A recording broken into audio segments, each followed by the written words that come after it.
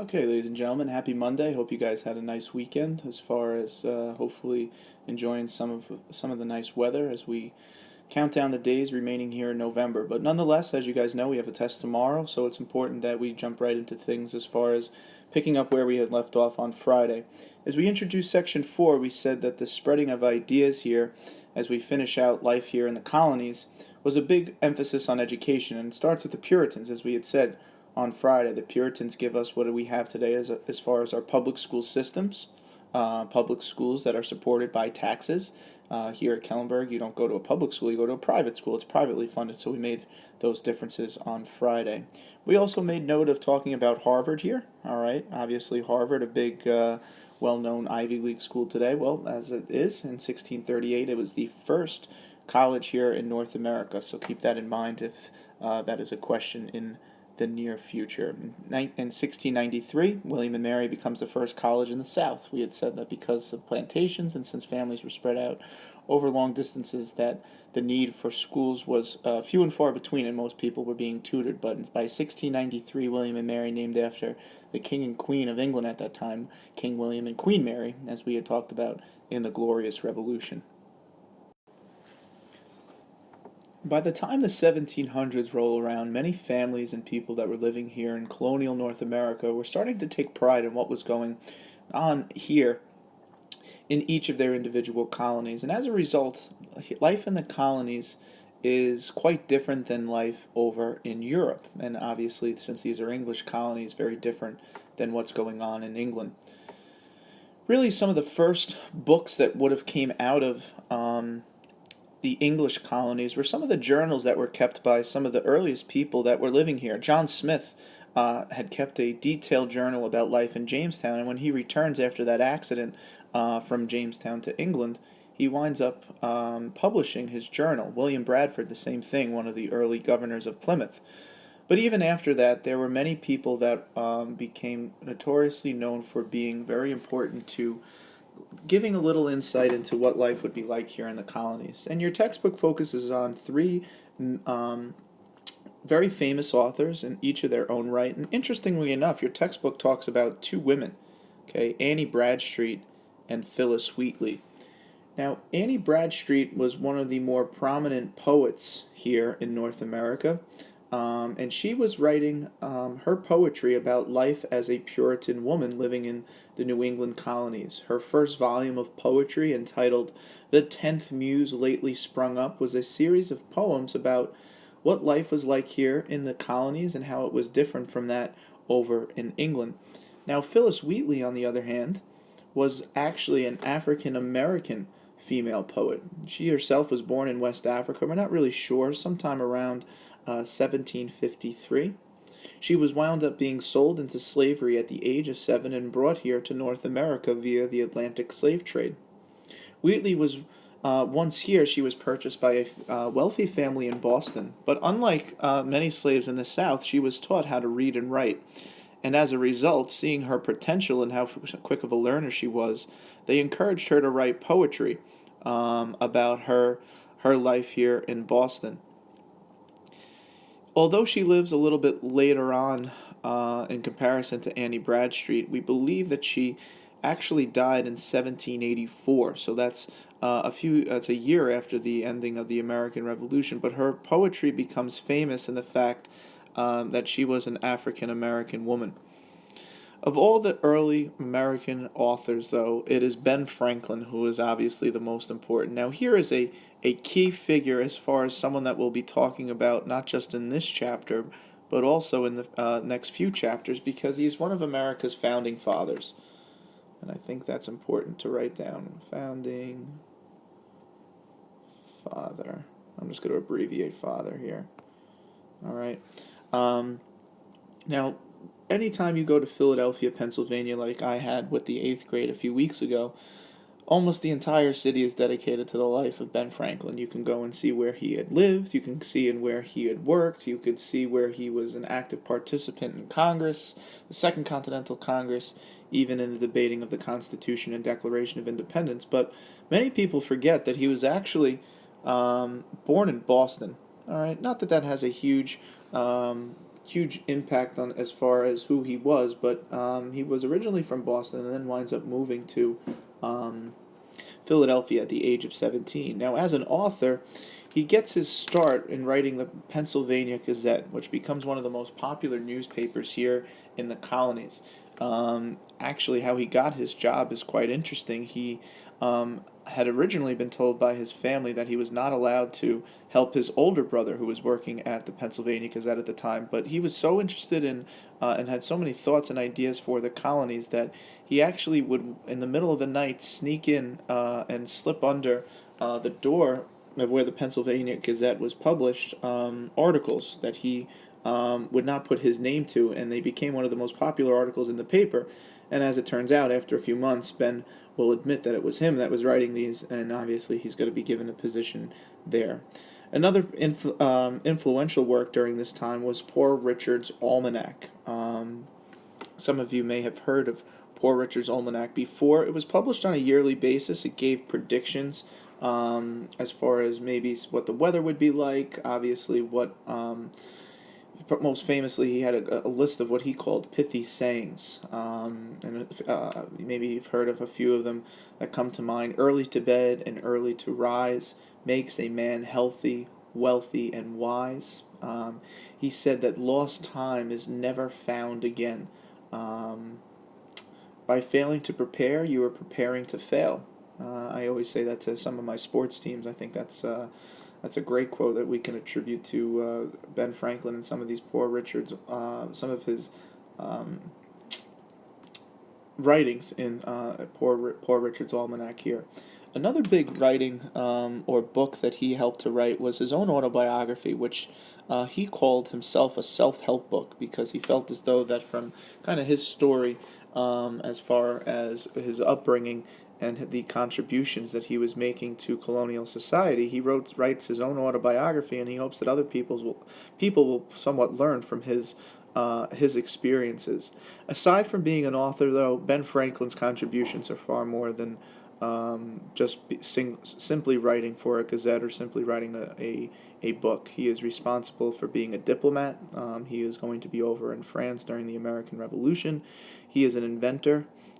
He helps to invent the bifocals, even a stove. He was big into the developing of fire departments and police departments in Philadelphia. He has a famous lightning and kite experiment, recognizing that lightning was a form of electricity. Not that he found electricity, but all these things we can attribute, which was one of your homework sheet questions, I believe number 8 on your homework sheet, to list 10 accomplishments of Ben Franklin, and certainly he is going to be a major driving force as far as what we'll be learning about in the next few weeks. Now, life in the colonies, we had said, is beginning to take on its own identity. However, when we get to the mid 1700s, what we're going to see is essentially people who were living here were somewhat forgetting the reasons as to why they may have initially come here. So many people now were owning land and worried about farming or fishing or doing whatever they would do to make a living and making money. But as a reminder, as we spoke about in Chapter 3, a number of people came here for religious reasons. The Great Awakening is a reference to several periods that existed here in the American colonies that calls for a religious revival. A lot of Christians who were living here in the 1700s felt as though that many people had somewhat forgotten that concept of religion and this religious enthusiasm. And what people are going to wind up doing is starting to call for the idea to bring back some morals back to society, the importance of religion. Now, the Great Awakening, there's going to be a few in American history. There's probably about 4 so-called Great Awakenings. We'll look at 2 this year, but the first Great Awakening is really the first national movement. It's taking place here in the colonies. It's not taking place anywhere else. This didn't originate in England, didn't originate in France or anywhere else in Europe. It originated here in the colonies, which makes it so special. Now, it was basically during this time that you see a number of ministers or preachers begin to make forceful and passionate sermons, almost to scare people into believing in God. We always talk about fear of the Lord being a gift of the Holy Spirit, but we're really going to see that put to the test here in the 1700s. Of all the famous ministers to preach during the Great Awakening, Jonathan Edwards is certainly one of the more controversial figures because of what he was saying here in the colonies. He winds up making a famous sermon that is going to be published throughout the colonies in 1741, entitled "Sinners in the Hands of an Angry God." And whenever you think about God, all right, we never really talk about him being an angry God. But you could just tell from the title of this sermon, "Sinners in the Hands of an Angry God." What he's basically doing is, again, taking that concept of God and saying that many people could suffer tremendous consequences if they're not to turn their lives back to religion. Meaning that that idea of everlasting life, well, that might not necessarily exist if you're not living a moral life, and instead, you may be destined to hell. All right, which is hopefully definitely not a peaceful way of going about saying that you should treat others with kindness. He would take it a step further and call upon men to be scared of death and to use death as a mindset to kind of write your own way in being kind to others. That your life here on earth isn't necessarily going to last forever. And there's a nice excerpt in your textbooks from that sermon that you may want to just take a look at tonight. Just I find that interesting always to see kind of the religious aspect that Edwards and other ministers were taking as far as being forceful and passionate. But for tomorrow, make sure that you know that Jonathan Edwards here, okay, is a preacher during the Great Awakening, and just make sure that you know the Great Awakening is the first national movement here in the colonies. And on the bottom here it says, leads to the rise of many new churches. Okay, and that's something that is going to kind of set the stage for the next chapter, so just keep that in mind. The last thing that section 4 talks about as we wrap up chapter 4 is this time period in Europe that becomes known as the Enlightenment. A lot of times historians refer to the Enlightenment also as the Age of Reason. So whenever you hear the phrase the Age of Reason, you're going to want to think of reason, all right, in a way that you're thinking philosophically. All right, the Enlightenment is a time period in which this is going to dominate European ideals, starting in the 16th century, but certainly are going to have a major impact in the 17th and 18th centuries. The main goal of the Enlightenment, as far as the philosophers that were writing books at this time, were to talk about basic freedoms or liberty. It talked about progress and tolerance of what had been going on, not only between governments in Europe at this time, but also in many religious states, especially in France, and certainly the Catholic Church becomes a point of reference for the Enlightenment as well.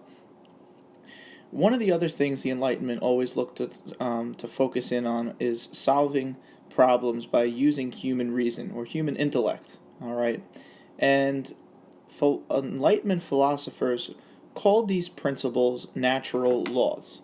All right, so these natural laws that are going to govern politics, society, and economics.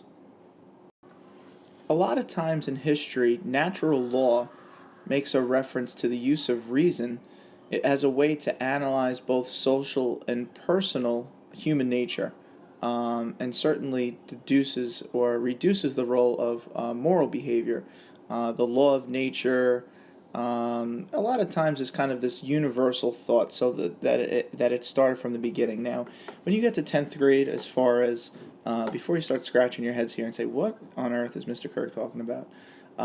When you get to your sophomore year of high school, when you start to talk about European history, you're going to focus a little bit more on Enlightenment, and even in college, you'll probably take a few philosophy courses. So we're trying to keep it as basic as possible, but as far as colonial life is concerned, and as far as the founding of the United States is concerned, there were two very important philosophers that wrote about these ideas of natural laws that we're going to talk about right now. One of the most famous philosophers to write during the Enlightenment was a man by the name of John Locke. If any of you are Lost fans from the ABC hit show Lost, this is not the same John Locke, although I think he may have been named after him. But I'll talk about my obsession with the show Lost when I get back on Wednesday.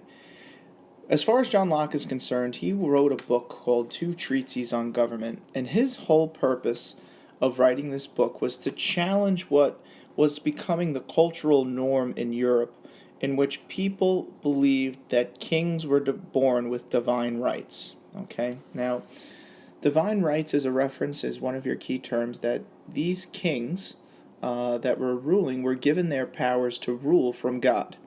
Okay, and John Locke says, wait a second, no.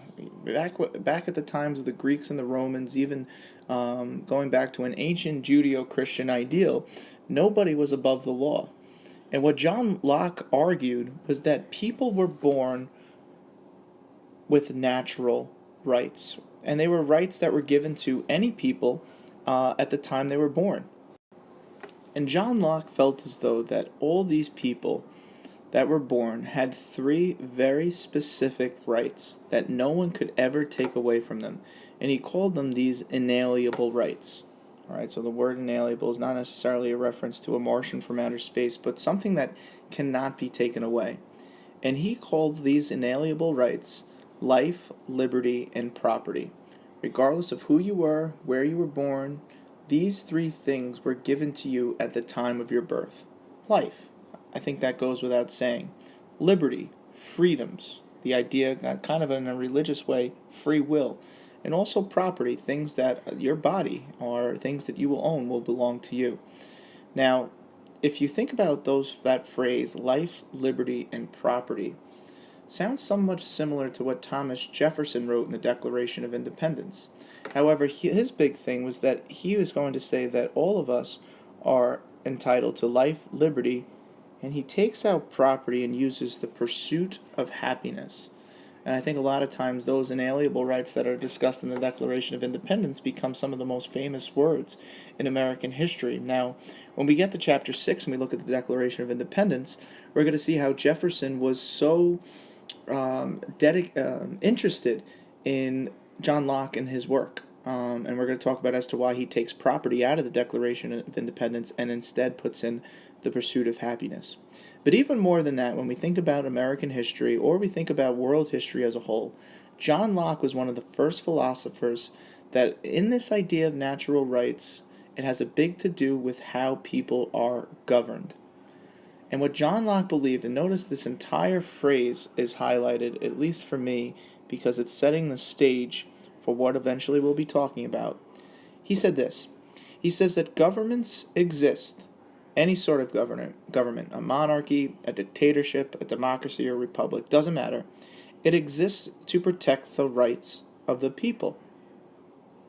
And he further goes on to say, if that government fails the people have the right to overthrow that government. So it's in any given situation here in life.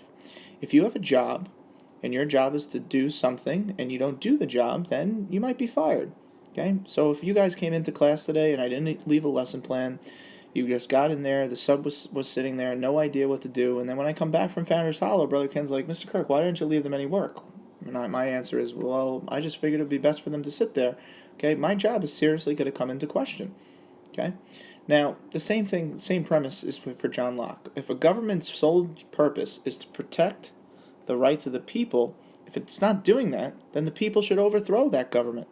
Well, that sounds very similar to what will happen in 1776 as the Continental Congress is debating whether or not to declare independence. John Locke's point of overthrowing a government for failing to do its job has a huge influence on that Continental Congress, which is why we're making mention of John Locke now. Finally, and this is the last slide of the section, so we can wrap it up here. It's important to talk about another philosopher during the Enlightenment whose name was Montesquieu. All right, like going back to the Age of Exploration when I said if it sounds As though it's a French name, it most likely means that he's from France. All right, and Montesquieu was a philosopher, just like John Locke, writing during the Enlightenment, but he looked at government in a different way. He felt as though that government should be defined and certainly limited, that it shouldn't just be one specific person or groups of people that have all the power. And in order to delegate power within a specific government, he called for or believed in this idea of separation of powers. Okay, for Montesquieu, his whole thing was that in order to protect the rights of the people, there needed to be a division of power within government so that no sole entity, one person, all right, or one group of people like Parliament, could gain too much power. Now, in order to do this, Montesquieu felt as though that there should be a government that is divided into three separate but very specific branches of government. And he called them this. Now, by this time, Montesquieu was well aware of lawmaking groups of people, which were called legislatures, and we've already talked about Parliament being a legislature. He's all for that. He believes that legislatures should make laws. So those are the people that are going to make laws. But in order to not allow that legislature to become too powerful, he also called that a government should have an executive, someone to enforce the law. So if you have a group of people that make the law, they shouldn't have the ability to also enforce the law. It would be only common sense that if I were to make a law here in class, I would try to enforce it. What Montesquieu believed is that a group of people should make laws, and an entirely separate and different group or one person should be able to enforce the laws to make sure that's carried out.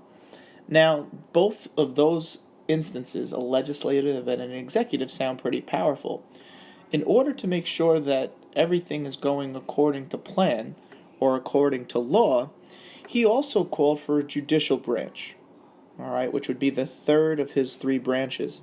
And the judicial branch, court systems, were to pass judgments on the laws, making sure that they were either right or wrong. Okay, so the judicial branch actually has a huge impact. So for Montesquieu, he said, if you have a legislative body that makes laws, if you have an executive that's willing to enforce that law, but you have a judicial branch that says, well, that's not really right, then that law should not exist. And he felt as though that these divisions of powers between all three of these type branches of government were so important to the development of a successful government. Now, if you know anything about American history, legislative, executive, and judicial, those are the three branches of government that we will be discussing when we get to Chapter 7 and the founding of our American Constitution. So Montesquieu and Locke are going to have huge impacts writing during the Enlightenment on two of America's most famous documents, the Declaration of Independence, as well as the Constitution. So that pretty much finishes up for Chapter 4 here in Section 4. As a reminder, tomorrow you have a full period. Right underneath that judicial making judgments of the law, you may want to write down test review. Your test tomorrow, as I said on Friday, will be 45 Scantron questions. Each of those Scantron questions will be worth 2 points each. You will have a part 2 that is worth 10 points total. Things I would study as far as possible essays, possible short answers, are the following. Make sure you know the English governmental bodies. That would be the likes of the Magna Carta, Parliament, and the English Bill of Rights. Make sure you know the differences between the three.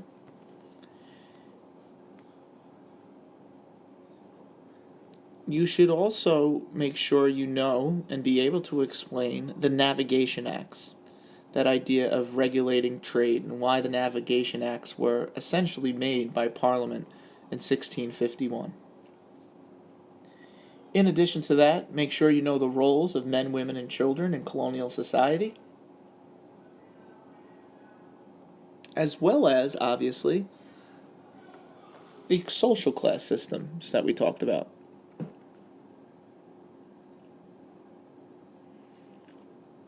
Also make sure you know the Atlantic slave trade as far as the triangular trade, what was going from point A to point B, point B to point C to point A, or the first, second, and third legs that we talked about as part of the triangular trade.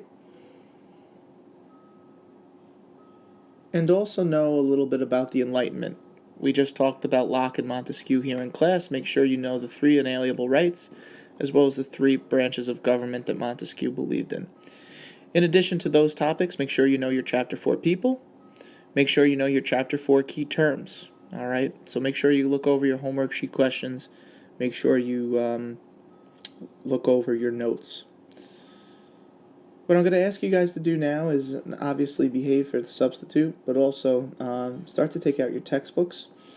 As a reminder, your Chapter 4, Section 4 questions will be checked on Wednesday.